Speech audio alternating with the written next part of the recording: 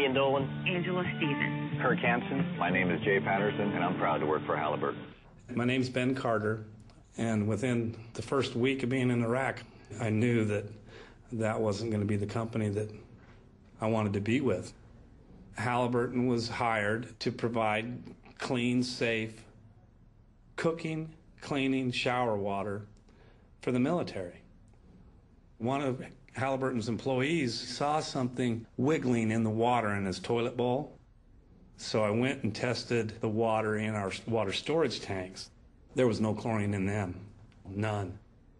The water we showered in every single day was extremely contaminated. And when I talk about contaminated water, I'm saying malaria, typhus, giardia, cryptosporidium. I mean, the list is really, really long.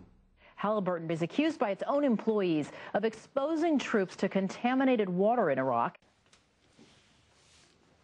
When I tried to notify the troops that they may be exposed to a serious health risk, I was told that the military was none of my concern. They were only concerned with making their profit and didn't care how it may affect the troops. Of the 67 water treatment plants that Halliburton run, 63 of them weren't providing safe water. And the Marines are showering in it every single day.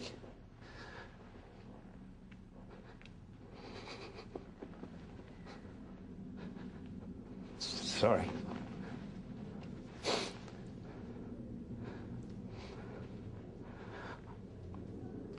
I was there to help them. There's a lot of soldiers over there. They might come home without a bullet wound, but there's a lot of them that are going to come home with pathogens in their blood because of Halliburton. And they don't even know to get tested for it unless somebody tells them. And I'm sure Halliburton is not going to be the company to tell them. When I joined Halliburton, I knew I was going to work on some big things. We put out a few fires at work. Once ran into a small challenge of getting some supplies to our troops. But the biggest thing, serving our troops good old American food. So they'd feel just a little closer to home. How come you don't go to the chow hall? How much time you spend online? At least an hour. An hour for food? An hour in the sandstorm for food. Tell me about that line over there. What line am I looking at right now? That line is for the chow hall, where you eat. Several times, dining halls were attacked. All it takes is one Iraqi that's an insurgent, and because they knew what times we were going to eat every day, they knew when to expect to hit. And that happens because KBR won't go to a 24-hour feeding schedule where they just always have food ready. They won't do it because it saves them money. Because they get paid by how many soldiers they feed, not by how many soldiers they save. Feeding the troops. The Pentagon has found some serious problems with Halliburton's work on that contract as well. Pentagon auditors found that a Halliburton contract to provide food and housing for American troops had a staggering $1.8 billion in unsupported costs. It was all a scam. Halliburton was charging $45 for a six-pack can of Coke or Pepsi that they give us and the military free in the mess hall.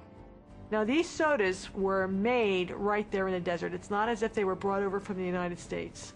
These sodas were made with Arabic wraps, you know, Coca-Cola, Pepsi-Cola, whatever, right there in the desert. So it's not as if they had an exorbitant transportation rate. They had the little mobile units that we had to put our clothes in, like a net duffel bag. Halliburton charged the government $100 for every bag of clothes they washed. Whenever we got our laundry back, it felt worse than when we turned it in. Everything was still grimy.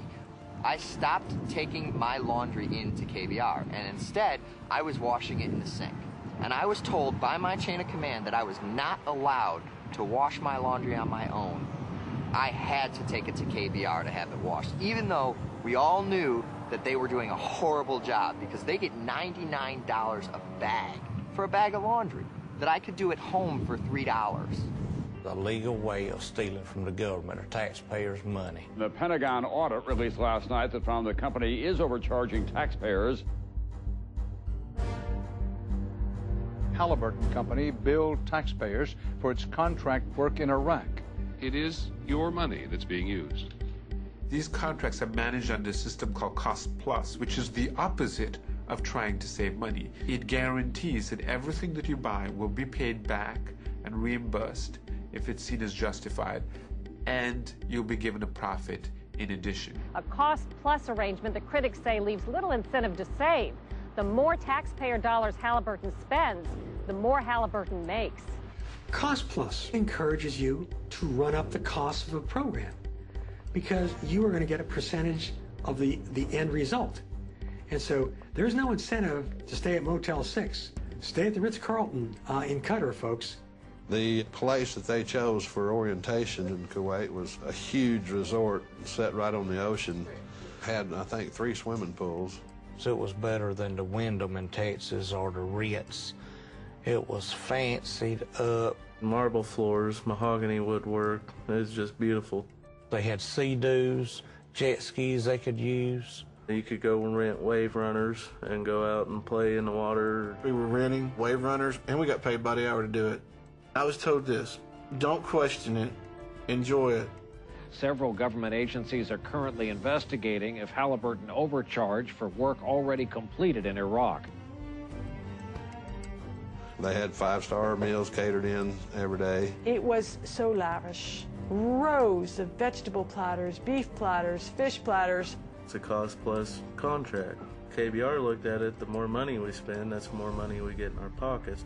We had it made over there compared to the military. I mean, those guys were living in tents, and we had air-conditioned private hooches. The tents that we were staying in were completely moldy, and everybody was getting sick with respiratory infections.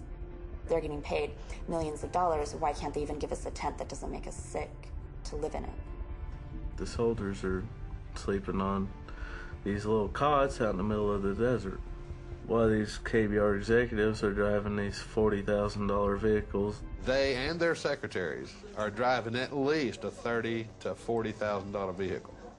This secretary lives in this complex, eats her meals in this complex, has her laundry delivered to her, has no reason to go anywhere at any time, but has a brand new top-of-the-line Ford or Chevy pickup with everything imaginable on it that you could put on it.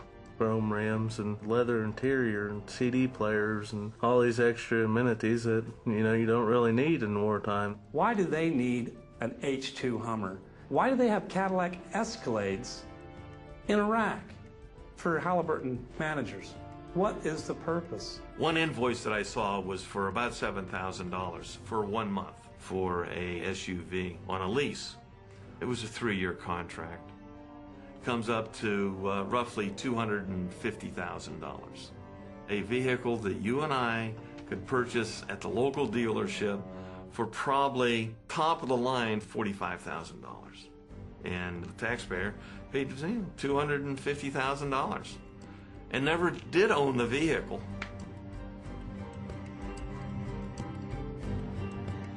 They got the wrong equipment, ordered the wrong stuff, computers still in boxes, new vehicles.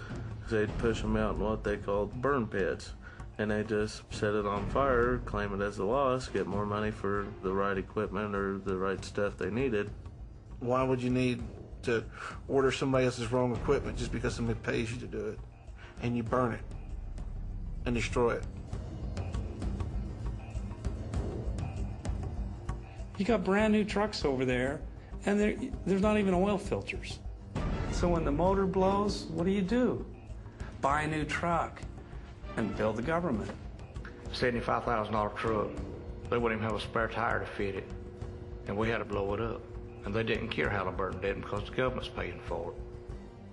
We knew that every day that a vehicle broke down, we would have to destroy it. And these are maybe $80,000 vehicles, maybe $100,000. They're expensive trucks. We're burning fuel in front of Iraqi people. We're not really doing anything to help, and we just have to follow the orders.